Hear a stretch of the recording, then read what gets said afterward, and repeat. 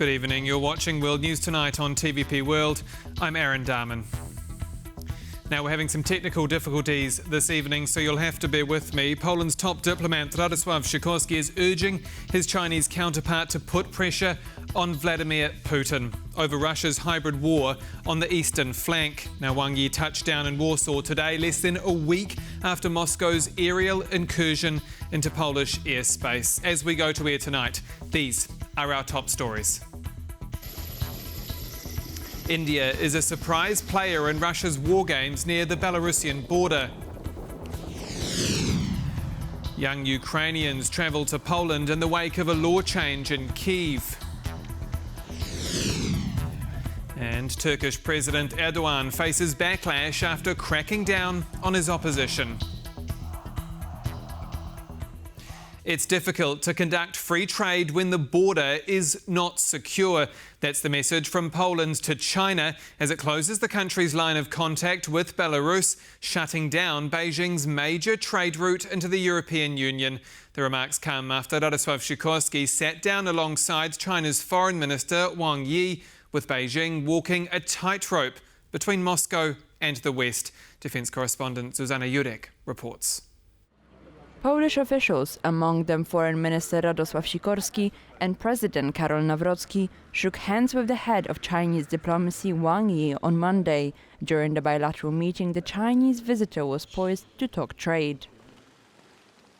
For Beijing, Warsaw is a crucial European partner. Though the value of trade amounts to a mere 1.6% of China's total, Poland's eastern ports are a gateway for around 90% of China's Europe-bound train traffic. There's obviously a huge trade deficit between Poland and China. All these economic issues, which are of course, importantly meant to reduce the trade deficit. I mean, Polish companies being able to export more.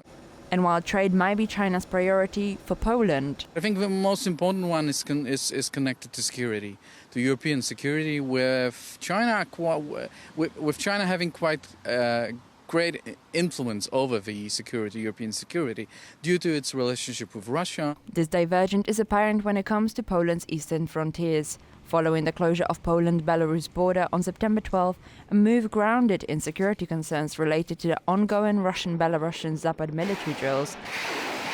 China expressed concerns over the decision's impact on another dimension of its national interests.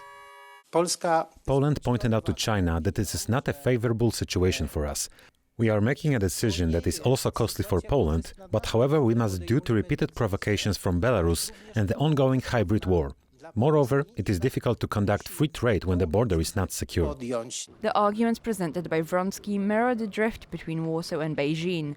While the partners seek to strengthen economic cooperation, Ukraine's steadfast ally has a divergent stance from the Asian tiger. And you can hear this diplomatic discourse in which China is trying to portray itself as a neutral power. China sees the war in Ukraine as a proxy war of the US, with NATO oftentimes being portrayed in Chinese discourse, Chinese state-affiliated media, as an organization that provoked, quote-unquote, provoked the war in Ukraine.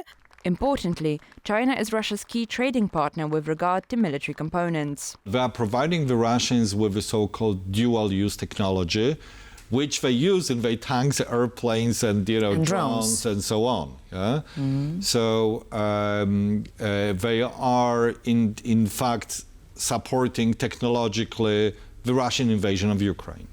This alliance between Moscow and Beijing was on full display less than 2 weeks ago as Xi and Putin marched shoulder to shoulder down Tiananmen Square.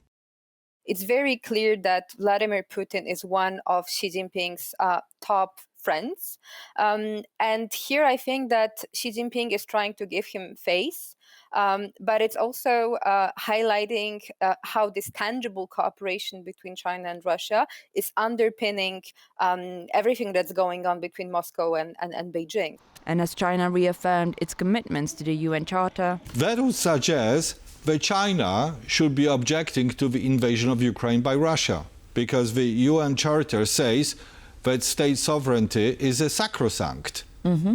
And that other nations should not be interfering in other nations' domestic affairs. So China did not say that it's objecting to the Russian invasion of Ukraine, but it is saying that it does support that principle of United Nations Charter. Developments on Monday underlined the fact that Beijing is poised to continue its diplomatic balancing act between the East and the West. For TVP World, Zuzanna Jurek.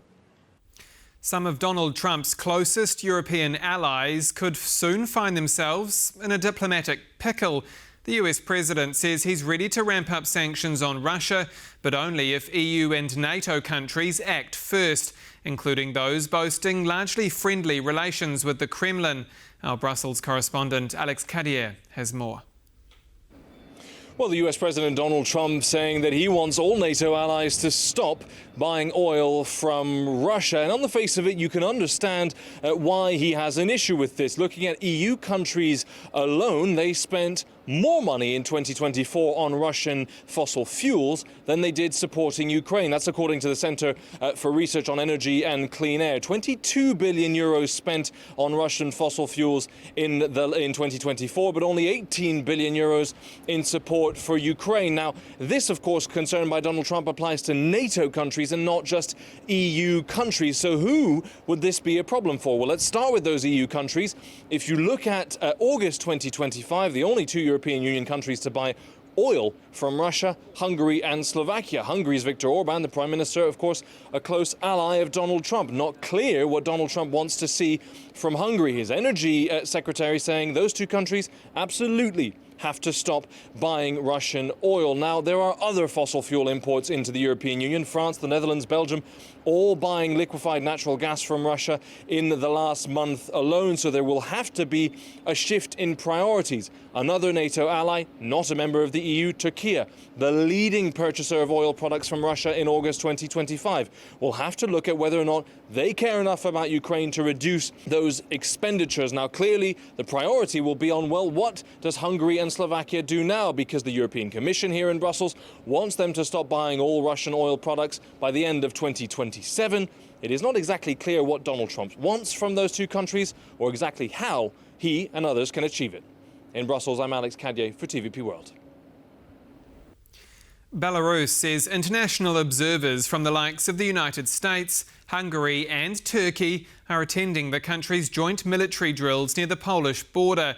The Zapad exercises, organised by Russia and its allies, have put Warsaw on high alert after the Kremlin's drone incursion over Poland's skies last week. Revelations also now coming to light of a surprise guest taking part in the drills. India. Natalia Komarov reports. Well, this is a surprise. The Belarusian Defense Ministry has claimed that at least 2 U.S. observers are present at the Zapad 2025 military drills, organized by Russia and its allies near NATO's eastern borders. I'm very happy that you have accepted our invitation. We're not hiding anything. Belarus has reportedly invited 3 NATO members to observe the exercises: the US, Hungary and Turkey, as well as multiple other countries, for example Serbia, China, North Korea and Pakistan.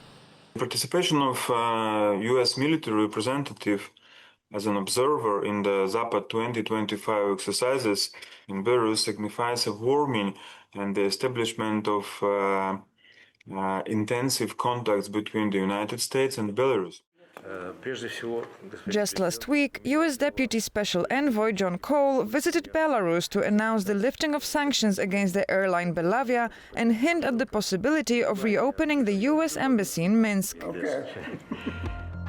Another surprise at the Zapad exercises was the presence of Indian forces. The Indian troops are actually not in Belarus, but in Nizhny Novgorod on the training grounds, which are on Russian territory. New Delhi has sent a contingent of 65 troops. The number is mostly symbolic, but it does show tightening of the relationship between Russia and India. Russia is one of India's largest suppliers of arms and military equipment. India's participation in the Zapad 2025 military exercises is notable.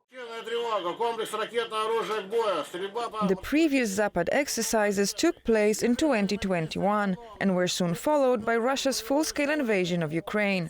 Today, as the war drags on, Belarus continues to send migrants to the borders of European Union, and Russian drones have even violated Polish airspace. In this context, Poland recently deployed 40,000 troops to its borders with Belarus and Kaliningrad, and NATO allies provided additional patrols along Poland's eastern frontier.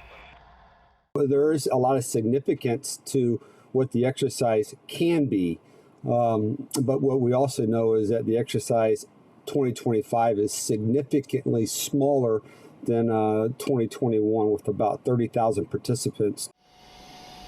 But that doesn't mean Russia isn't trying to show off its military might. So this is about signaling, this is about sort of seeing what the other side can do, and it's really crucial that the West is united and that the West is also ready to show the response and respond. The Zapad exercises are set to culminate on Tuesday. Until then, NATO's eastern flank will remain on high alert. For TVP World, Natalia Komarov. Young Ukrainians appear to be flocking to Poland in the wake of a law change that relaxes wartime restrictions. Men aged between 18 and 22 are now able to head out of the country for the first time since Russia's full-scale invasion, with more than 10,000 crossings already recorded by officials. Anastasia Yanchenko reports. This decision was long awaited by many Ukrainian youth. Thousands of young Ukrainian men aged 18 to 22 are finally allowed to cross the border following government adoption of a decree permitting them to both enter and leave the country uninhibited. This development comes 3 years after the beginning of the full-scale Russian invasion, during which all men aged 18 to 60 were prohibited from leaving the country. I really love traveling, and finally, I have the opportunity to see what's happening outside of Ukraine. Until now, I've never been abroad. I've wanted this for a long time. More than 10,000 crossings have already been recorded at Polish checkpoints, according to recent information provided by the Polish border guard. Ukrainian officials say the travel ban pushed many young men abroad. Parents, fearing mobilization, sent their sons out of the country before graduation, breaking ties with Ukraine.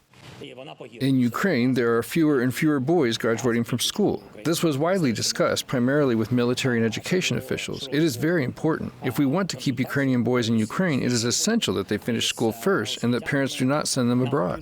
The mobilization age in Ukraine has been lowered from 27 to 25. However, this age category is still not the primary focus of the Ukrainian armed forces, according to commanders. This age group is not a primary focus for mobilization, and it is certainly not the category that affects the process. Even in the coming few years, this age group will not significantly influence the mobilization selection process. We have a different priority: to preserve Ukrainian youth. Surveys show that around 60% of Ukrainians aged 18 to 22 want to leave the country and move abroad. This trend could impact Ukrainians' demographic situation.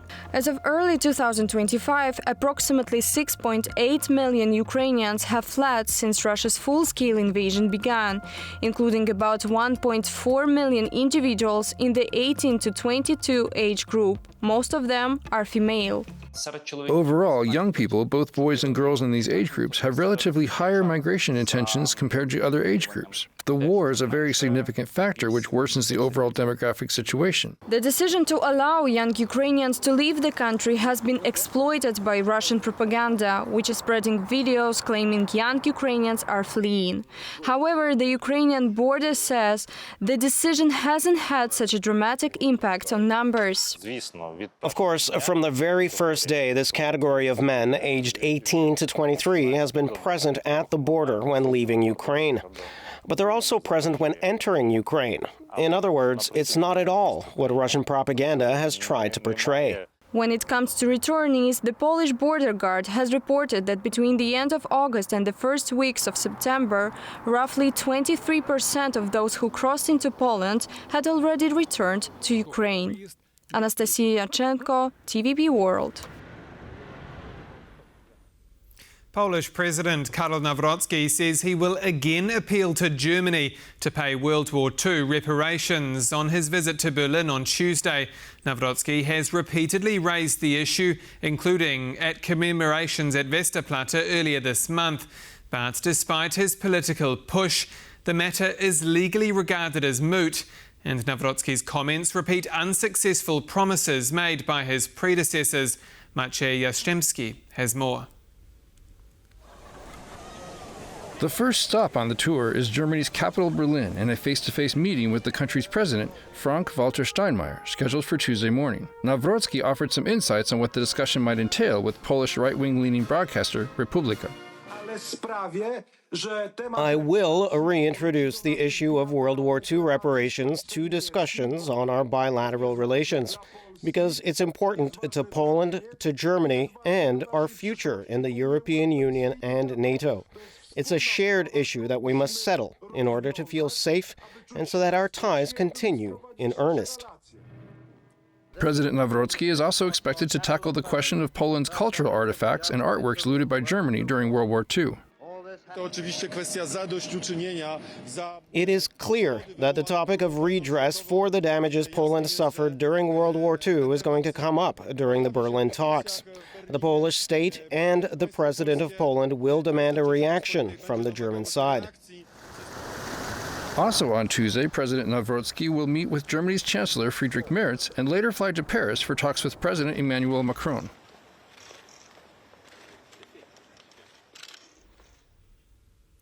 Turkish President Recep Tayyip Erdogan is facing major backlash and calls to resign for a crackdown on his political opposition. Protesters have taken to the streets amid mass arrests and a court ruling that could force the removal of Erdogan's main rival. Randy Potts reports. Thousands of supporters of the Turkish opposition Republican People's Party, or CHP, gathered in Ankara a day before a court was set to rule on the fate of party leader Özgür Özel. Protests have been ongoing since March, when the mayor of Istanbul, Ekrem İmamoğlu, was jailed on charges of corruption. Adding fuel to the fire, on Saturday, another 50 members of the opposition party were arrested on charges of extortion, corruption, and fraud. Özel denounced the new arrests in Monday's hearing as part of a judicial coup. This case is political. The accusations are slander. Our comrades are innocent. What's being done is a coup against the future president, against future government. We will resist, we will resist, we will resist. The mass arrests and protests came just days after Turkish police dramatically broke through a barricade set up by CHP members inside party headquarters. As, outside, cops pepper sprayed protesters supporting the opposition. We want this fascist regime of Erdogan's, which is so unjust, to be overthrown immediately. In response to these ongoing protests, Erdogan spoke after a cabinet meeting and said, "Criticizing court decisions is one thing, and not recognizing them is another. Tolerating such irresponsibility is, of course, unthinkable." But opposition party members remain unfazed. I am here to stand against the appointees who are against the will of the people. There is no other free will than the ballot box. The arrest of opposition party members over the weekend could be a sign that Erdogan feels vulnerable. Recent polling consistently shows jailed Mayor İmamoğlu would win a fair head-to-head vote with Erdogan in the 2028 elections. The Turkish government is clearly in a position of insecurity rather than confidence. Secondly, and more importantly, after 22 years in power, Turkish President Erdogan seems to be weakening. And the weaker the legitimacy of the government, the stronger this crackdown against any opposition. And largely the stakes are high. The future of democracy in Turkey is clearly at the hands of a now weaponized judiciary. Late on Monday, a Turkish court delayed the decision of whether to oust opposition leader Özgür Özel and annul his party's 2023 Congress. If the court does rule next month to annul CHP's Congress, that would strip Özel of his position as party leader. effectively neutering the last of Erdogan's opposition. For TVP World, Randy Potts. We return now to China, including Foreign Minister Wang Yi's visit to Warsaw and sit down with his Polish counterpart Radoslaw Sikorski. And joining me now for more is François Godemont, Special Advisor at Institut Montaigne. Good evening, sir. Good evening. Last year, I sat down with Finnish President Alexander Stubb, who told me one phone call between Xi Jinping and Vladimir Putin and the Kremlin would be at the negotiating table in Ukraine. How badly does Russia need China? And I mean, in principle, could peace in Kyiv come down to political will in Beijing? Well, that separates into two questions, which is Russia really that dependent on China? But the second question is, would China have the will to stop Russia on its tracks? And that's a different issue. On the first question, I have no doubt that Vladimir Putin has become more and more dependent on China. It's not only the oil and gas exports, you know, that they just signed a few days ago, a new deal for a second pipeline to China, which will in part pick up the lost demand from Europe.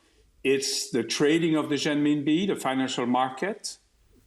China really has Russia's back in the financial level, and it's a big help to avoid sanctions. It's, of course, the trade, all the goods that flow to Russia. They are not expensive goods, as you know well. We also buy them. And that means that the Russian consumer feels less pinched from the scarcity and the sanctions brought on by the war. It's, if not directly entire military equipment, at least parts, subparts, semiconductors, components, dual-use weapons, which are absolutely necessary for Russia's war machine. Now, China may not be the only enabler of Russia. We know that a lot of countries make their own deal with Russia separate from the sanctions, but it's clearly the chief enabler, if that's the answer that you were seeking. And I guess to ask the second question again, do you think that peace in Kyiv would come down to political will potentially in Beijing? You never know what China's position ultimately will be. There is no love lost in any case between China and Russia, even if Xi Jinping professes friendship and a kind of kinship with President Putin. But that's not the issue. The Chinese have expressed directly to the European Special Representative for Foreign Policy the fact that they cannot afford to see Russia losing.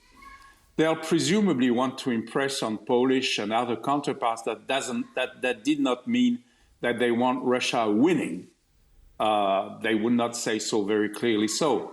But so long as the US is still engaged in the conflict directly or indirectly, financially, by weapon procurement, by other means, it's a distraction from the Asian front for Washington, and that's useful to Beijing.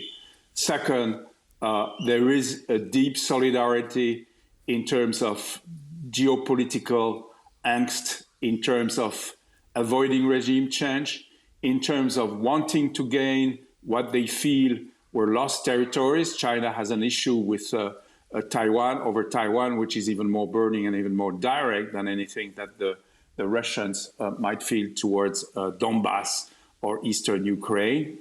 It's stronger. And so there is very little chance that China would give up on Russia. However, I would qualify that, because if the time comes when this becomes a real hindrance to Chinese economic growth, if it begins to feel the pinch itself of sanctions or other measures for any reason, it's going to try to make some compromises. Until now, it has not had really to face them. It has soothing words with Europe. It, by the way, has very moderate words to President Trump as well, while the actions are a little bit stiffer. But if the situation would change, who knows what would happen when the chips fall down in Beijing. And that brings me to Poland and the border closures with Belarus, which shuts off China's major trade route into the EU. So could something like this force China's hand to act and put pressure on Putin? It's an interesting element, of course, but let's not overestimate what it means. What flows by train through Belarus to Poland is, depending maybe 3 to 5%, 5% perhaps, of EU's imports from China, maybe 3% of Europe as a whole, if you add non-EU countries, the UK and so forth. The rest largely flows by sea. So it is indeed a form of pressure, but Poland didn't bring it for that reason. Poland brought it because of what's happening, both the migrant issue and now the drone issue. So that may be more of an opinion on Poland than on China, but I doubt that Poland would stick to this as a real pressure point on China. The goal is still Russia's and Belarus's attitude. So obviously, China is going to use it as a bargaining chip while it's in Warsaw. Foreign Minister Wang Yi has a trip to 3 very different countries, by the way.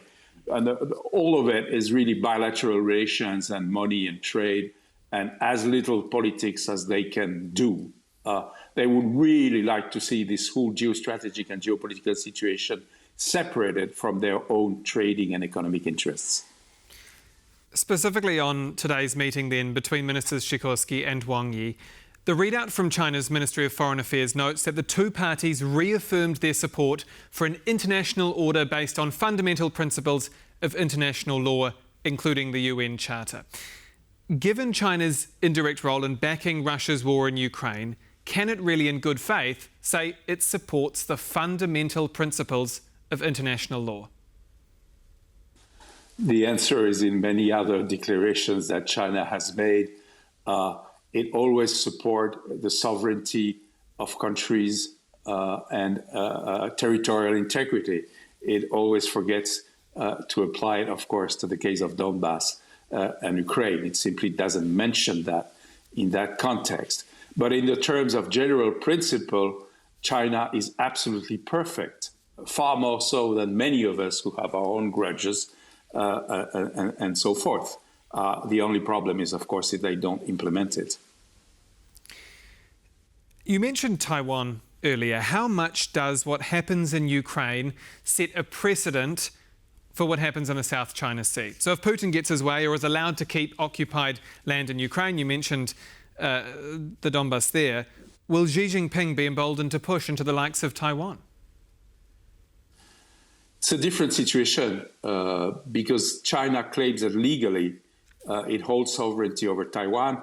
And in fact, many people sign, if not to the one China principle, at least to one China policy, which means that reunification is an ultimate goal. Of course, most countries qualify that it should not be brought about by force. And of course, that independence should not be sought either formally by Taiwan. So the Chinese want to dissociate themselves in terms of legal interpretation from what's happening in Europe, from what Russia has brought on to Ukraine. In fact, there is a link. There is a link because if the West lets Ukraine go down the drain at any point, China will conclude either that Donald Trump and the Pentagon and hoax in America are so serious that they are going to focus and concentrate on Taiwan, and that's a real issue, or on the contrary, that in general, the political will towards international intervention is lacking in the West, and that they might one day go ahead, perhaps not with the tanks rolling and the paratroops flying down as Putin attempted to do in 2022, perhaps in more progressive, more incremental ways of pressure. But there is no doubt that they will feel emboldened if Europe falls into a quagmire over Ukraine and possibly other situations on the border with Russia. François Godemont, Special Advisor at Institut Montagnier, thank you again for your time. Thank you. And that's all for World News Tonight. Do stay with us here on TVP World. I'm Aaron Darman. Good night.